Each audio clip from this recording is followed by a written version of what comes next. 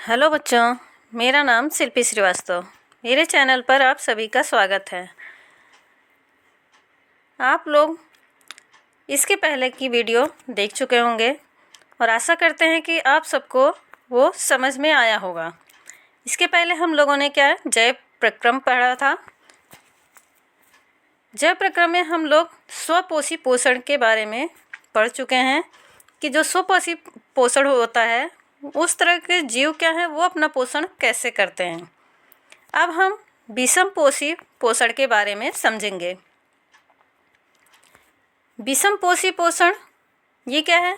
ये उन जीवों में होता है जो अपना भोजन स्वयं नहीं बना पाते और अपने भोजन के लिए वो दूसरे जीवों पर आश्रित होते हैं। प्रत्येक जीव अपने पर्यावरण के लिए अनुकूलित है। इसमें ये बताया गया है कि जो जितने भी जीव हैं सब क्या हैं अपने पर्यावरण के लिए अनुकूलित होते हैं। अनुकूलित मतलब कि वो अपने आप को उसी में ढाल लेते हैं। उनके आसपास का पर्यावरण जैसा होता है वो उसी हिसाब से अपने आप को परिवर्तित कर लेते हैं। उसी को अनुकूलन बोला जाता है। भोजन के स्वरूप एवं उपलब्धता के आधार पर पोषण की विधि विभिन्न प्रकार की हो सकती है। तो भोजन का जो स्वरूप होता है मतलब वो किस तरह का भोजन खाते हैं, कैसा भोजन खा रहे हैं, उसके आधार पे क्या है उनकी पोषण की विधि जो है अलग अलग तरह की होती है। इसके अतिरिक्त यह जीव के भोजन ग्रहण करने के ढंग पर भी निर्भर करती है और ये उसके उपलब्धता के आधार पर भी, और इसमें जो है भोजन ग्रहण करने के उसका जो तरीका होता है कि वो किस तरीके से भोजन को ग्रहण कर रहे हैं उस पर भी डिपेंड करता है। उदाहरण के लिए यदि भोजन स्रोत अचल है जैसे कि घास या गतिशील है जैसे हिरण, तो ये क्या है उदाहरण के लिए क्या है जैसे कि भोजन क्या है, कुछ भोजन जो होते हैं वो अचल होते हैं मतलब जो चलते नहीं हैं, एक जगह पे ही रहते हैं। जैसे कि घास है, घास क्या है जहाँ पे लगा होती है वो एक ही जगह पे रहती है। या फिर गतिशील जैसे कि हिरण, हिरण क्या है गतिशील है। अब उसको जो ग्रहण करेगा उसका तरीका अलग होगा, जो घास खाने वाला होगा उसका तरीका अलग होगा। दोनों प्रकार के भोजन का अभिगम का तरीका भिन्न भिन्न है तथा गाय व शेर किस पोषक उपकरण का उपयोग करते हैं। तो इसमें क्या है जो दोनों प्रकार का भोजन अभिगम का तरीका है कि जैसे वो अचल चीज़ों को यूज कर रहे हैं या फिर जो गतिशील होती हैं उनको। तो ये क्या है जैसे कि गाय और शेर, ये क्या है गाय क्या है केवल घास खाती है और शेर क्या है वो दूसरे जानवरों को खाते हैं।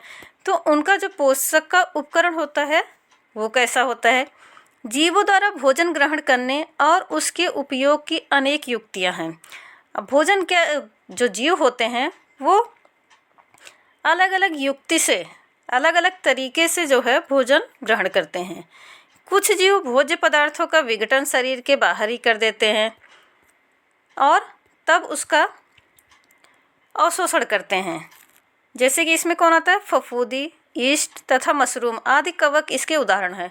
जो कवक होते हैं, कवक में कौन आता है फफूंदी आती है, ईस्ट आता है और मशरूम, ये सब क्या करते हैं भोजन को क्या है बाहर ही अपने शरीर के बाहर ही उसको डाइजेस्ट कर देते हैं। डाइजेस्ट कर को उसको अवशोषित कर लेते हैं। डाइजेस्ट मतलब पचा देते हैं, पचा के ही बाहर से अवशोषित कर लेते हैं। अन्य जीव संपूर्ण भोज्य पदार्थ का अंतर्ग्रहण करते हैं तथा उसका पाचन शरीर के अंदर करते हैं।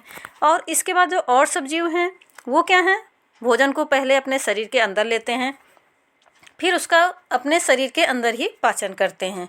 तो ये क्या है दो तरह का तरीका होता है कि कैसे वो भोजन ग्रहण करते हैं। इसके बाद नेक्स्ट है ये जीव द्वारा किस भोजन का अंतर्ग्रहण किया जाए तथा उसके भोजन की तथा उसके पाचन की विधि उसके शरीर की अभिकल्पना तथा कार्यशैली पर निर्भर करता है। अब जीव क्या है जो भोजन ग्रहण करते हैं जो अपने शरीर के अंदर लेते हैं उसका पाचन जो है वो शरीर की अभिकल्पना मतलब उनका जो शरीर है वो किस तरह का है, कैसे एक कोष की है या बहुकोष की है, तो ये उस पर भी डिपेंड करता है कि वो कैसे जो है भोजन को लेते हैं और कैसे उसको पचाते हैं। घास, फल, कीट, मछली या मृत खरगोश खाने वाले जंतुओं के अंदर के बारे में आप क्या सोचते हैं? अब कुछ जीव क्या हैं, घास ही खाते हैं, फल खाते हैं, कीट खाते हैं, मछलियाँ खाते हैं या मृत खरगोश खाते हैं। तो इन जंतुओं के मतलब उनका जो तरीका होता है वो किस तरह के जीव होते हैं, इन सब में अंतर होता है। कुछ अन्य जीव पौधों तथा जंतुओं को बिना मारे उनसे पोषण प्राप्त करते हैं, लेकिन कुछ जीव होते हैं वो क्या है, जंतुओं को बिना मारे ही उनसे पोषण ले लेते हैं।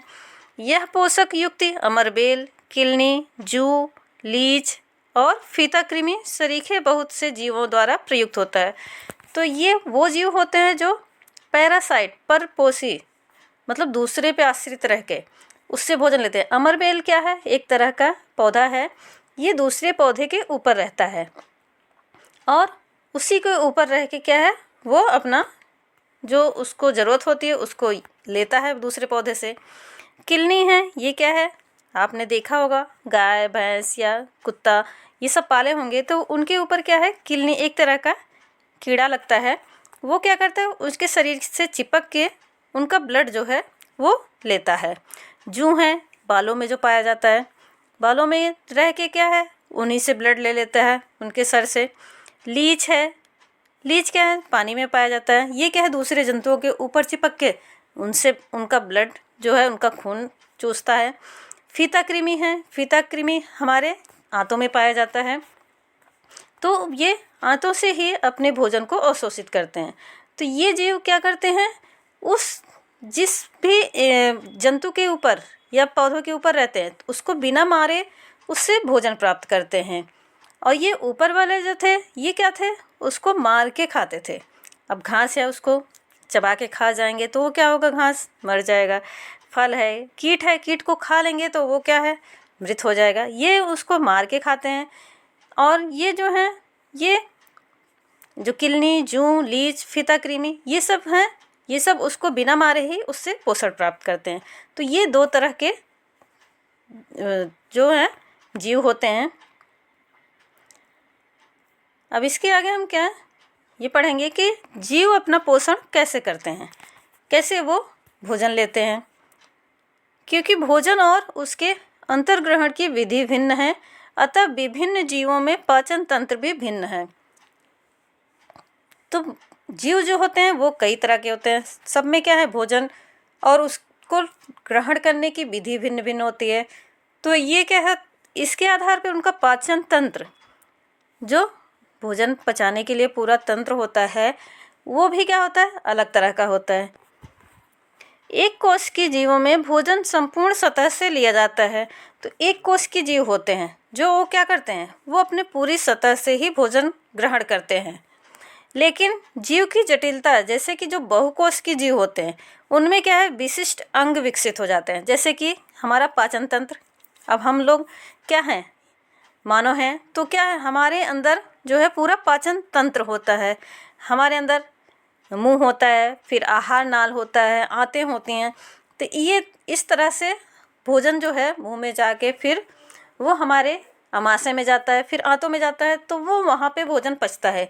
लेकिन जो एक कोष की होता है, जैसे कि अमीबा होता है, अमीबा यहाँ पे दिया गया है।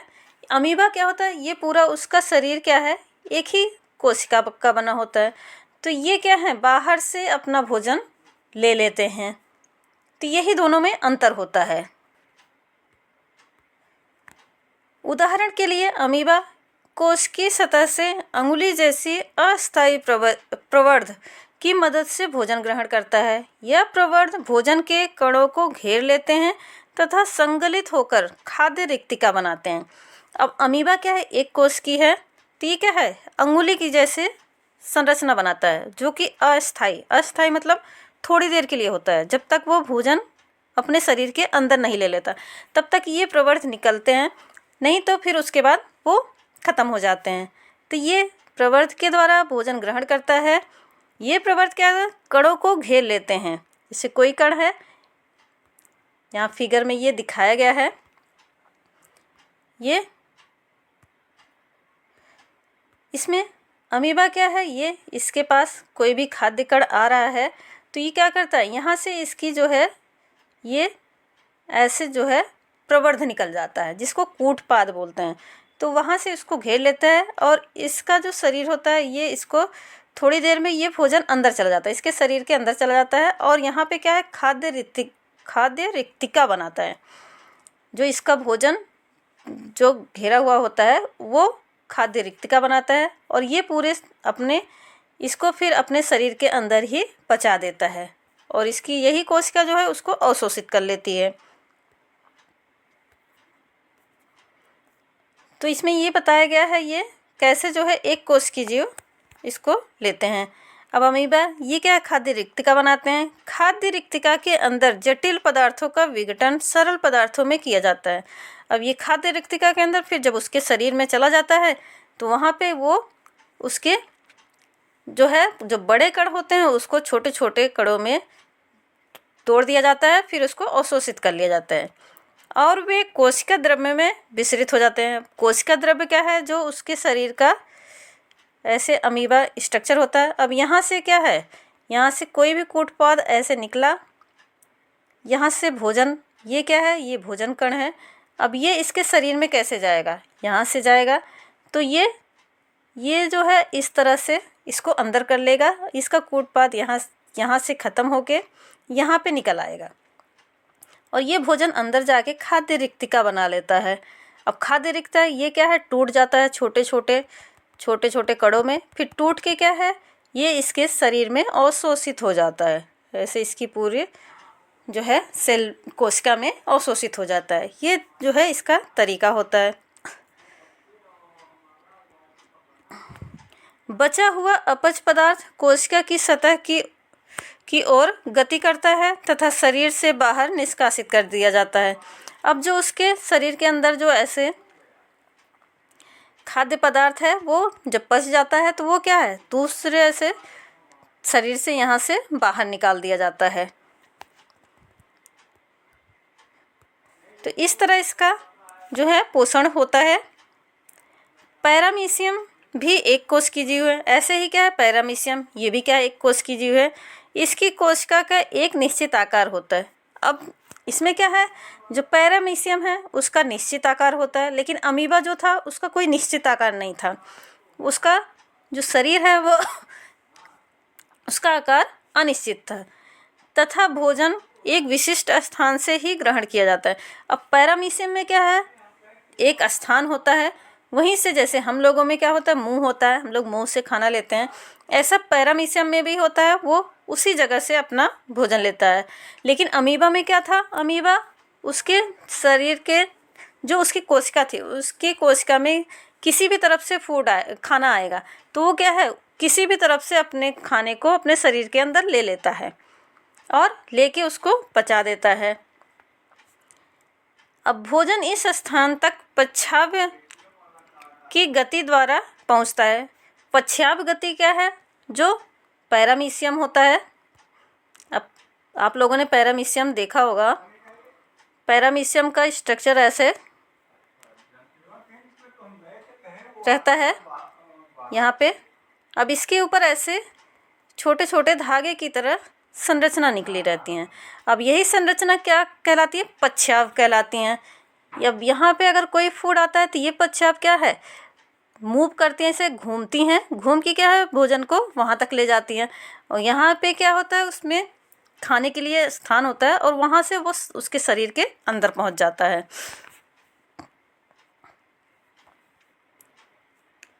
तो इस तरह से ये पैरामीशियम क्या है, अपना भोजन लेता है जो कोशिका की पूरी सतह को ढके रहता है। अब ये पश्चाव क्या होता है, पूरे शरीर पे होते हैं। अभी आपने देखा ये पूरे उसके सतह पे होते हैं। अब नेक्स्ट है क्या, हम पढ़ेंगे कि मनुष्यों में कैसे जो है पोषण होता है। मनुष्य में पोषण, अभी तक हमने क्या है, एक कोश की जीव के बारे में पढ़ा कि उसमें कैसे पोषण होता है। मनुष्य क्या है, बहुकोशिकीय है, उसमें बहुत सारी कोशिकाएं होती हैं। आहार नाल मूल रूप से मुंह से गुदा तक विस्तृत एक लंबी नली है। मनुष्य में पोषण के लिए क्या होता है, पूरा पाचन तंत्र होता है। पाचन तंत्र में क्या है, आहार नाल, ये क्या है, पूरा मुंह से, हमारे मुंह से शुरू होता है और गुदा तक विस्तारित एक लंबी नली की तरह संरचना होती है। चित्र 6.6 में हम इस नली के विभिन्न भागों को देख सकते हैं। जो भोजन हमारे शरीर में एक बार प्रविष्ट हो जाते हैं उसका क्या होता है, हम यहाँ इस प्रक्रम की चर्चा करेंगे। अब ये हमारे शरीर में कैसे जो है, हमारे मुंह में अगर जाता है तो वो हमारे पूरे शरीर में जाके कैसे पचता है आहार नाल में जाके, और कैसे ये क्रियाएं होती हैं, इसके लिए हम इसके आगे पढ़ते हैं। यहाँ पे क्या है, ये पूरा हमारा आहार नाल है। ये क्या है, जिह्वा। यहाँ क्या, मुंह से ये क्या है, पूरा यहाँ गुदाद्वार, यहाँ तक पूरी एक लंबी नली है, नली की तरह की संरचना है। और वहीं से क्या है, पूरा भोजन जो है मुंह से जाके ये पूरी संरचना में जाते हुए वहीं से पचता है और गुदाद्वार द्वारा बाहर निकाल दिया जाता है। अब ये कैसे होता है,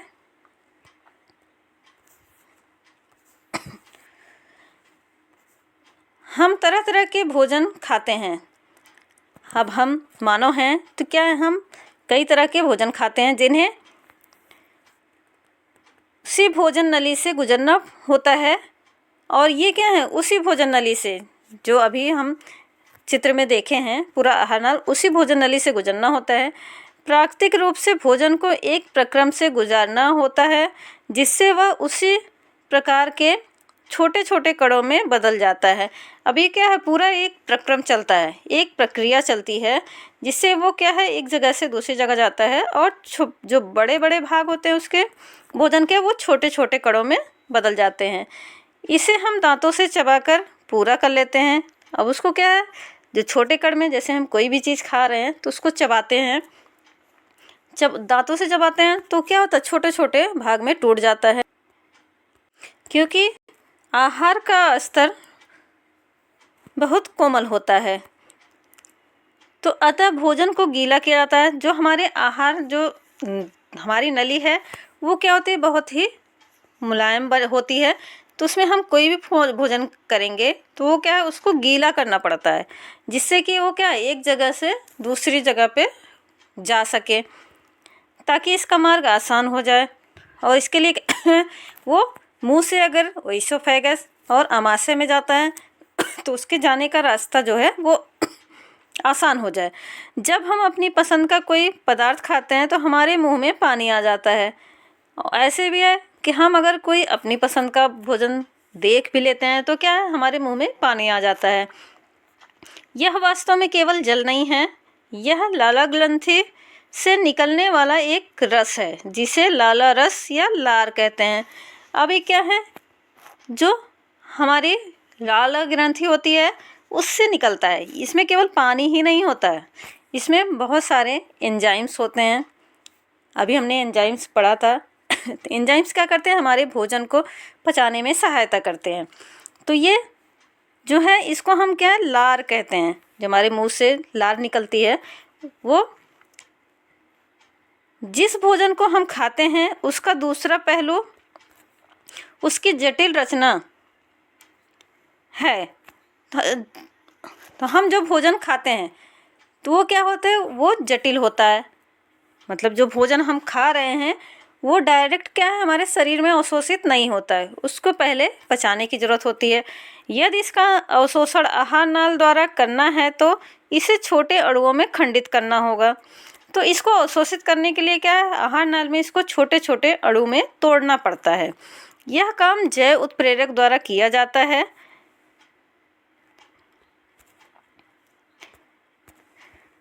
लार में भी एक एंजाइम होता है जिसे लार एमिलेज कहते हैं। तो इसमें क्या होता है, लार एमिलेज एंजाइम होता है।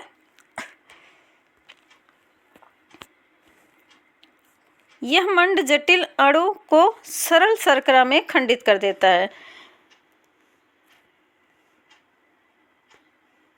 तो ये क्या है, जो मंड होता है, मंड क्या है, जटिल संरचना है।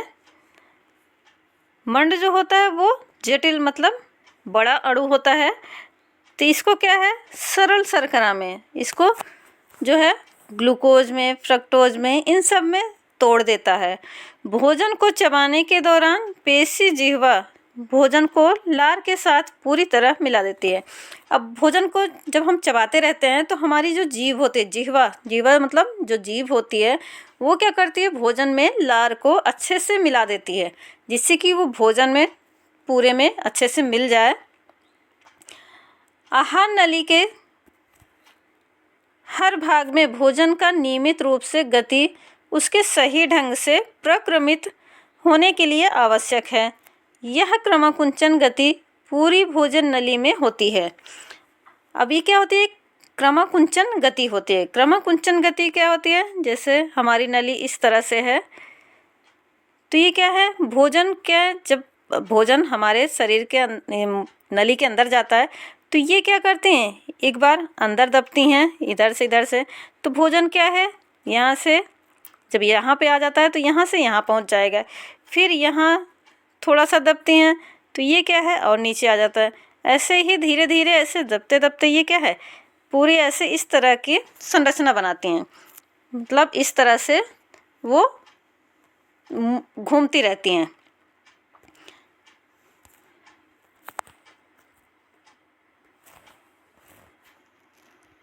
तो ये क्रमाकुंचन गति कहलाती है। अब क्रमाकुंचन गति जो हमारे भोजन नली में होती है, तो ये क्या है, भोजन को नियमित रूप से गति, मतलब वो लगातार गति करता रहे। ऐसा नहीं होता कि हम भोजन क्या करते हैं, मुंह में बहुत देर तक रखे रह सकते हैं। भोजन को हम खाते हैं तो वो क्या है, फिर जब चबाते हैं तो वो सीधे गले से हमारे निकलते उतरते हुए हमारे ओइसोफेगस, जो हमारे मुंह से क्या होता है, मुंह से हमारे ओइसोफेगस में जाता है। ओइसोफेगस में क्या होती है, क्रमाकुंचन गति होती है। और इस क्रमाकुंचन गति से ये भोजन को कहाँ पहुँचा देता है, अमाशय में, जो हमारा पेट, जिसको हम पेट बोलते हैं, उसको क्या है, साइंस में हम उसको अमाशय बोलते हैं, तो अमाशय में पहुँचा दिया जाता है। मुंह से अमाशय तक भोजन ग्रसिका या ईसोफेगस द्वारा ले जाया जाता है। अमाशय एक बृहत अंग है। अमाशय क्या है, एक बड़ा अंग है जो भोजन के आने पर फैल जाता है। अब पहले क्या होता है, अमाशय छोटा रहता है, लेकिन जब हम खाना खाते हैं तो हमारा अमाशय फैलने लगता है। अमाशय की पेशी भित्ति भोजन को अन्य पाचक रसों के साथ मिश्रित करने में सहायक होती है। अब अमाशय में क्या होती है, जो पेशी भित्तियाँ होती हैं, उसकी जो दीवारें होती हैं, उसमें भी क्या होते हैं, भोजन को पचाने के लिए जो है रस निकलता रहता है। जैसे अभी हम लार अभी पढ़े थे, वो भोजन को पचाता है मुंह में हमारे। ऐसे ही क्या है, जो पाचक रस है उसको जो है ये अमाशय निकालता है। ये पाचन कार्य अमाशय की भित्ति में उपस्थित जठर ग्रंथियों के द्वारा संपन्न होते हैं। और ये पाचन कार्य, जैसे अमाशय में जो पाचन होता है वो जठर ग्रंथियों से जो रस निकलता है उससे होता है। ये हाइड्रोक्लोरिक अम्ल एक प्रोटीन पाचक एंजाइम पेप्सिन तथा श्लेष्मा का स्रावण करते हैं। अब ये जठर ग्रंथियाँ क्या स्रावित करती हैं, हाइड्रोक्लोरिक अम्ल, जिसको हम क्या है HCl बोलते हैं। HCl क्या होता है, हाइड्रोक्लोरिक अम्ल होता है, ये निकलता है। और एक प्रोटीन पाचक एंजाइम जिसको हम पेप्सिन बोलते हैं, पेप्सिन भी क्या है हमारे अमाशय से निकलता है। और श्लेष्मा होती है, जो कि वो क्या होती है, जैसे लुब्रिकेंट, मतलब कि म्यूकस, जो म्यूकस स्रावित करती है। और वो म्यूकस क्या करती है, दीवार में जो है, जो ये एसिड होता है उसकी कार्य करने की गति को, मतलब ये जो HCl है उसकी दीवार को, जो अमाशय की दीवार है उसको नुकसान न पहुंचाए, इसलिए श्लेष्मा जो म्यूकस है वो निकलता रहता है जठर ग्रंथियों से। हाइड्रोक्लोरिक अम्ल एक अम्लीय माध्यम तैयार करता है। अब हाइड्रोक्लोरिक HCl है तो क्या होता है, अम्ल होता है, तो ये क्या है, हमारे अमाशय में अम्लीय माध्यम तैयार कर देता है। उसमें क्या है, पूरा माध्यम जो उसका मीडियम होता है वो अम्लीय हो जाता है, जो पेप्सिन एंजाइम की क्रिया में सहायक होता है। अब पेप्सिन एंजाइम क्या है, केवल अम्लीय माध्यम में ही कार्य करता है, इसलिए क्या है, जो है हमारे जठर ग्रंथियों से जो है HCl निकलता है। तो HCl क्या करता है, वो अम्लीय माध्यम बना देता है, जिससे पेप्सिन क्या है अच्छे से काम कर सके। पेप्सिन क्या है, प्रोटीन को अच्छे से पचा सके। आपके विचार में अम्ल और कौन सा कार्य करता है? अब अम्ल है तो वो क्या है, केवल इसी को जो है एक्टिवेट नहीं करता, पेप्सिन को ही मतलब केवल माध्यम नहीं पहुंचाता है, बल्कि ये क्या करता है, इसमें जो भी हमारे शरीर में बाहर से जो भी कण मतलब जो हमारे नुकसान पहुंचाने वाले जीव होते हैं वो हमारे शरीर में अगर भोजन के साथ आ गए हैं तो वो उसको भी ख़त्म कर देता है। और ये सीएल के बहुत सारे काम हैं, जब आप बड़ी क्लास में पढ़ोगे तो आप उसके बारे में और अच्छे से पढ़ेंगे। अभी इतना जानते रहिए। ये क्या है, पेप्सिन को कार्य करने के लिए जो है अमाशय के मीडियम को अम्लीय बना देता है।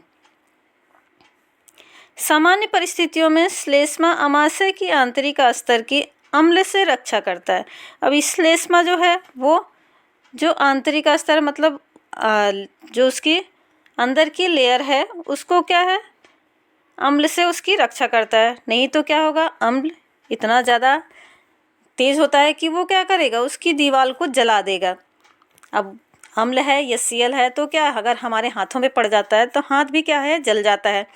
तो ये क्या है, जब हमारे अमाशय में जा निकलेगा तो क्या करेगा, उसकी दीवारों को भी नुकसान पहुंचाएगा। इसलिए क्या है, हमारी जो अमाशय की जठर ग्रंथि हैं वो क्या करती हैं, म्यूकस निकालती हैं, जो है श्लेष्मा इसको स्रावित करती हैं, जिससे कि अमाशय की आंतरिक जो है लेयर वो अम्ल से सुरक्षित रहे। हमने बहुधा वयस्कों में एसिडिटी अथवा अम्लता की शिकायत करते सुना है। क्या इसका संबंध उपरोक्त वर्णित विषय से तो नहीं है? अब एसिडिटी आपने सुना होगा घर में कि बहुत लोग बोलते हैं कि एसिडिटी हो गई है। एसिडिटी मतलब हमारे अमाशय में बहुत ज़्यादा ये सीएल निकलने लगता है, तो वो क्या करता है, हमारे पेट में जलन उत्पन्न करता है। बहुत ज़्यादा एसिडिटी हो मतलब अम्ल निकलेगा तो उससे क्या होता है, पेट में जलन होने लगता है, तो इसी को क्या है, एसिडिटी बोलते हैं। अमाशय से भोजन अब क्षुद्रांत में प्रवेश करता है। अब ये भोजन जो है जो अमाशय में पच जाता है वो क्या है, अब क्षुद्रांत क्या है, जो छोटी आंत होती है उसमें प्रवेश करता है। यह अवरोधनी पेशी द्वारा नियंत्रित होता है। अब अमाशय से भोजन क्या है, क्षुद्रांत से जो भोजन है वो अमाशय में फिर से वापस ना आए, इसके लिए वहाँ पे क्या अवरोधनी पेशी लगी होती है। ऐसे ढक्कन की तरह स्ट्रक्चर लगा होता है, जो नली होती है उसमें क्या है, ऐसे ढक्कन की तरह स्ट्रक्चर लगा होता है। क्षुद्रांत आहार नाल की सबसे लंबा भाग है। ये क्षुद्रांत क्या, जो छोटी आंत है ये सबसे लंबा भाग होता है, लगभग 6 मीटर होता है। अत्यधिक कुंडलित होने के कारण यह संहत स्थान में अवस्थित होता है। विभिन्न जंतुओं में क्षुद्रांत की लंबाई उनके भोजन के प्रकार के अनुसार अलग अलग होती है। अब ये क्षुद्रांत क्या होते हैं, जो ये होती तो बहुत बड़ी है, लेकिन क्या है, ऐसे कुंडलित स्ट्रक्चर में ऐसे गोल गोल घूमा रहता है। तो ये क्या है, इसी थोड़ी सी जगह में ही ये अवस्थित रहता है। और अलग अलग जंतुओं में इसकी लंबाई क्या है, अलग अलग होती है। जैसे घास खाने वाले शाकाहारी, जितने भी शाकाहारी हैं उसमें क्या है, सेलुलोज का पाचन करना रहता है, तो क्षुद्रांत उनकी लंबी होती है, जो छोटी आंत होती है उनकी बड़ी होती है। क्योंकि सेलुलोज को पचने में क्या है, ज़्यादा टाइम लगता है, ज़्यादा समय लगता है। लेकिन जो मांस का पाचन जो है सरल होता है, वो जल्दी पच जाता है। तो इसलिए क्या है, जो बाघ जैसे मांसाहारी हैं उसमें जो क्षुद्रांत है वो छोटी होती है। जितने भी मांसाहारी जीव हैं उसमें क्या है, जो क्षुद्रांत है वो छोटी होगी, लेकिन जो शाकाहारी होंगे उसमें बड़ी होती है।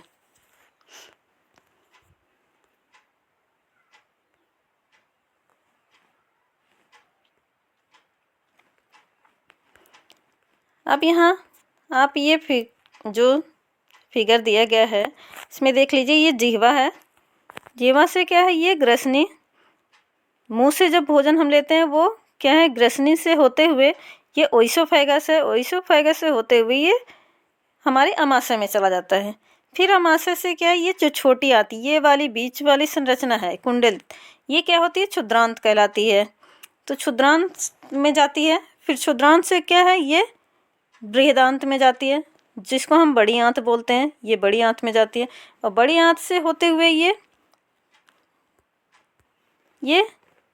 परिशेषिका यहाँ से होते हुए सब निकल के ये गुदाद्वार द्वारा शरीर के बाहर निकाल दिया जाता है। अब इसमें बहुत सारे जो अंग हैं वो सहायता करते हैं। इसमें क्या है, जैसे पित्ताशय पित्त का भंडारण करता है। पित्ताशय क्या करता है, इसमें जो है पित्त रस भरा रहता है। पित्त रस को बनाता तो हमारा ये यकृत है, लेकिन ये यहाँ पे स्टोर कर दिया जाता है, इकट्ठा कर दिया जाता है। ये क्या होती है, पित्तनली। ये पित्तनली है। पित्तनली से ये जो है यहाँ स्टोर कर दिया जाता है। ये यकृत है हमारा, और ये अग्नाशय। ये सब अंग क्या करते हैं, ये भोजन को पचाने में सहायता करते हैं।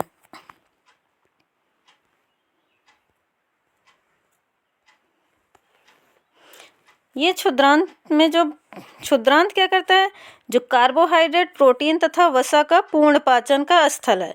यहाँ पे क्या है, कार्बोहाइड्रेट का भी, प्रोटीन का और वसा तीनों का पाचन होता है।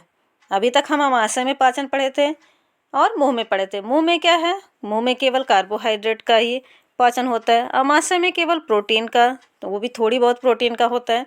लेकिन जो क्षुद्रांत है इसमें कार्बोहाइड्रेट का, प्रोटीन का और वसा तीनों का पाचन यहीं पे होता है। इस कार्य के लिए यह यकृत तथा अग्नाशय से श्रावण प्राप्त करता है। अब इसको सबको पचाने के लिए क्या है, इसके पास जो है यकृत से भी रस आता है और अग्नाशयी रस आता है, तो वो सहायता करते हैं इसको पचाने में। अमाशय से आने वाला भोजन अम्लीय है। अब जो अमाशय से भोजन ये क्षुद्रांत में आएगा वो क्या होता है, अम्लीय होता है, क्योंकि अमाशय का जो हमारा मीडियम था वो क्या था, अम्लीय था, जो HCl के कारण था। और अग्नाशयी एंजाइमों की क्रिया के लिए उन्हें क्षारीय बनाया जाता है। लेकिन जो अग्नाशयी एंजाइम है वो क्या है, केवल क्षारीय माध्यम में ही काम करते हैं। तो हमारे जो क्षुद्रांत है उसका जो माध्यम बनाना पड़ेगा वो क्षारीय बनाना पड़ेगा। यकृत से स्रावित पित्तरस इस कार्य को करता है। अब क्षारीय बनाने के लिए क्या है, पित्तरस इसमें सहायता करता है। यह कार्य वसा पर क्रिया करने के अतिरिक्त है। अब ये क्या है, पित्तरस का मेन काम क्या होता है कि वो वसा को पचाता है, लेकिन उसके साथ साथ क्या है, वो जो है क्षुद्रांत के मीडियम को भी क्षारीय बनाता है। जो पेट आमाशय में हमारे अम्लीय माध्यम था उसको क्षुद्रांत में आके ये पित्तरस जो है निकल के आके वो उसको क्षारीय बना देता है। क्षुद्रांत में वसा बड़ी गोलिकाओं के रूप में होता है, जिसमें उस पर एंजाइम का कार्य करना मुश्किल हो जाता है। पित्त लवण उन्हें छोटी गोलिकाओं में खंडित कर देता है, जिससे एंजाइम की क्रियाशीलता बढ़ जाती है। अब ये क्या है, जो हमारे वसा हैं, वसा के जो कण हैं वो क्या हैं, ऐसे गोल गोल बड़े बड़े होते हैं, इस तरह से होते हैं। तो इनको क्या है, हमारा जो है शरीर उसको सीधे जो है अवशोषित नहीं कर सकता, तो इसको क्या है, तोड़ने की ज़रूरत पड़ती है। छोटे छोटे जो है भाग में इसको तोड़ दिया जाता है। किसके सहायता से, जो पित्तरस होता है। पित्तरस इस पे क्रिया करके इसको छोटे छोटे भाग में तोड़ देता है, फिर क्या है, वो हमारे शरीर में अवशोषित होता है। अब ये क्रिया क्या है, किसकी तरह होती है, ये जो जैसे साबुन से मैल हम निकालते हैं, आपने पहले पढ़ा होगा, साबुन का मैल पर इमल्सीकरण की तरह ही है, जिसके विषय में हम अध्याय 4 में पढ़ चुके हैं। अब इसके पहले अध्याय 4 में आपने पढ़ा होगा कि जो इमल्सीकरण होता है, वही इमल्सीकरण ये हमारे क्षुद्रांत में भी होता है, जो वसा का पाचन होता है। ऐसे ही साबुन का मैल जैसे निकलता है, वैसे ही ये पित्तरस जो है वसा को छोटे छोटे भाग में तोड़ देता है, तोड़ के फिर ये शरीर इसको अवशोषित करता है। अग्नाशयी रस का श्रवण करता है, जिसमें प्रोटीन के पाचन के लिए ट्रिप्सिन एंजाइम होता है। अब अग्नाशयी रस से जो रस निकलता है वो किसका पाचन करता है, प्रोटीन का पाचन करता है। और इसमें कौन सा एंजाइम निकलता है, ट्रिप्सिन एंजाइम। अग्नाशयी रस से ट्रिप्सिन एंजाइम आता है, ये क्या है, प्रोटीन का पाचन करता है। तथा इमल्सीकृत वसा का पाचन करने के लिए लाइपेज एंजाइम होता है। अब जो छोटा छोटा इमल्सीकरण हो गया था वसा का, वो क्या, वसा जो है वो लाइपेज एंजाइम ये क्या करता है, उसको और जो है और छोटे टुकड़े में तोड़ देता है, उसको पचा देता है। क्षुद्रांत को की भित्ति में ग्रंथि होती हैं जो आंत रस स्रावित करती है। अब इसके साथ साथ जो अग्नाशयी रस और यकृत से रस आया, उसके साथ साथ क्या है, क्षुद्रांत की भी अपनी ग्रंथि होती है, उसके अंदर भी ग्रंथि होती है और इससे क्या है, आंत रस स्रावित होता है। इसमें उपस्थित एंजाइम अंत में प्रोटीन को अमीनो अम्ल, जटिल कार्बोहाइड्रेट को ग्लूकोज में तथा वसा को वसा अम्ल तथा ग्लिसरॉल में परिवर्तित कर देता है। अब जो आंत रस आया था उससे क्या है, उसमें जो एंजाइम थे वो क्या करते हैं, प्रोटीन को अमीनो एसिड में बदल दिए, कार्बोहाइड्रेट को ग्लूकोज में बदल दिए और वसा को जो है वसा अम्ल और ग्लिसरॉल इसमें तोड़ देते हैं।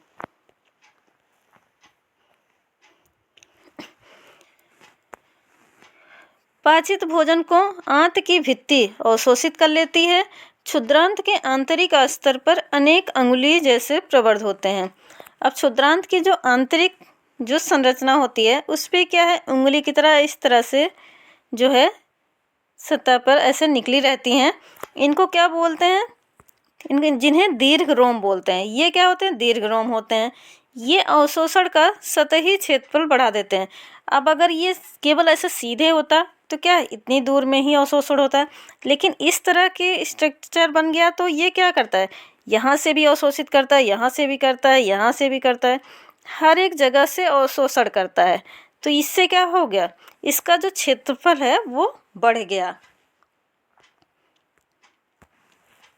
दीर्घ रोम में रुधिर वाहिकाओं की बहुतायत होती है जो भोजन को अवशोषित करके शरीर की प्रत्येक कोशिका तक पहुंचाते हैं।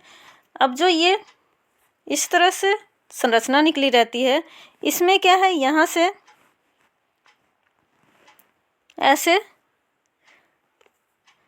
जो है रुधिर वाहिका, मतलब जो रुधिर को लेके जाती हैं वो होती हैं और ये अवशोषित होके इस रुधिर में जो भोजन हमारा अवशोषित हो जाता है ये हमारे फिर पूरे शरीर में पहुंचा दिया जाता है।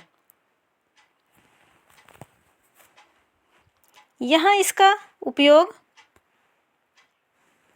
ऊर्जा प्राप्त करने, नए ऊतकों के निर्माण और पुराने ऊतकों की मरम्मत में होता है। अब इसका उपयोग कहाँ कहाँ होता है, ऊर्जा प्राप्त करने में, जैसे हमें कोई काम है तो हम क्या है उससे ऊर्जा प्राप्त कर लेते हैं, या फिर नए ऊतकों के निर्माण में, कोई भी नया ऊतक बनाना है तो उसके निर्माण में इसको यूज कर लेते हैं, या फिर पुराने ऊतकों की मरम्मत, जैसे पुराने ऊतक हैं वो क्या है कहीं से टूट फूट गए हैं या वो क्षतिग्रस्त हो गए हैं तो उनको फिर से उनकी मरम्मत, उनकी रिपेयरिंग में यूज कर लिया जाता है। बिना पचा भोजन बृहदांत में भेज दिया जाता है जहाँ दीर्घ रोम में इस पदार्थ से जल का अवशोषण कर लेते हैं। अब बृहदांत में क्या होता है, केवल जल का अवशोषण होता है। यहाँ पे जो क्षुद्रांत है उसमें हमारा भोजन पूरी तरह से पचा दिया जाता है और उसके बाद जब इसको बृहदांत में भेजा जाता है तो वहाँ पे जो भोजन के अंदर जो जल ज़्यादा होता है उसको अवशोषित कर लिया जाता है। अन्य पदार्थ गुदा द्वारा शरीर से बाहर कर दिया जाता है। इस वर्ज्य पदार्थ का वही क्षेपण गुदा अवरोधनी द्वारा नियंत्रित किया जाता है। अब इसके लिए भी गुदा अवरोधनी होती है, जैसे बाल्ब की तरह ऐसे ढक्कन की तरह स्ट्रक्चर होता है, तो वो उसी से जो है नियंत्रित रहती है।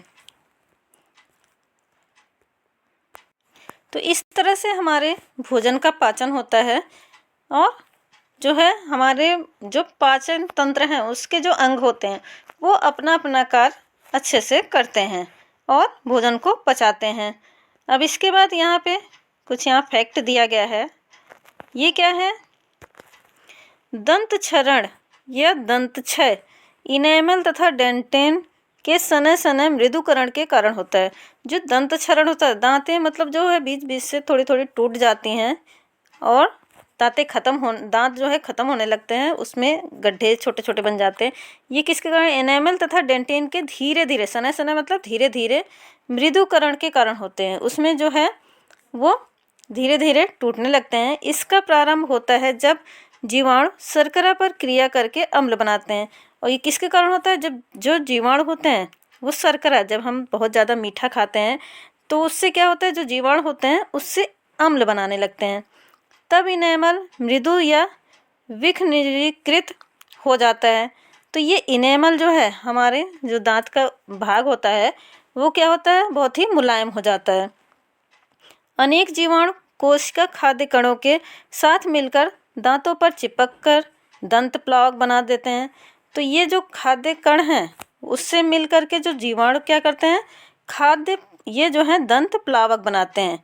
ये दांतों के ऊपर चिपक जाते हैं और एक पूरा लेयर की तरह उस पर चिपके रहते हैं। प्लाक दांत को ढक लेता है, इसलिए लार अम्ल को उदासीन करने के लिए दंत सतह तक नहीं पहुंच पाते। अब ये पूरा क्या है, जो प्लाक होते हैं वो दांत को पूरा ढक लेते हैं, इसलिए जो लार हैं, जो हमारे मुंह की लार होती है, वो क्या होता है, दांत की सतह तक नहीं पहुंच पाते। इससे पहले कि जीवाणु अम्ल पैदा करें, भोजनोपरांत दांतों को में ब्रश करने के से प्लाक हट जाता है। और जब इसके बाद क्या होता है, जब जीवाणु क्या है अम्ल जो बनाते हैं, उस आगे इसको रोकना हो तो क्या है, भोजन के बाद हमें दांतों में ब्रश करना चाहिए, जिससे कि ये प्लाक हट जाएं। यदि अनुपचारित रहता है तो सूक्ष्म जीव मज्जा में प्रवेश कर सकते हैं तथा जलन व संक्रमण होता है। अगर हम ऐसा नहीं करेंगे तो ये जीवाणु जो हैं वो हमारे जो मसूड़े हैं उसमें पहुंच जाएंगे और उसको संक्रमित कर देंगे, जिससे कि उसमें से खून निकलता है या जलन होती है, इस तरह से होता है। तो ये इस तरह से हमारा ये पार्ट कंप्लीट होता है। इसके आगे का हम नेक्स्ट वीडियो में करेंगे। Thank you.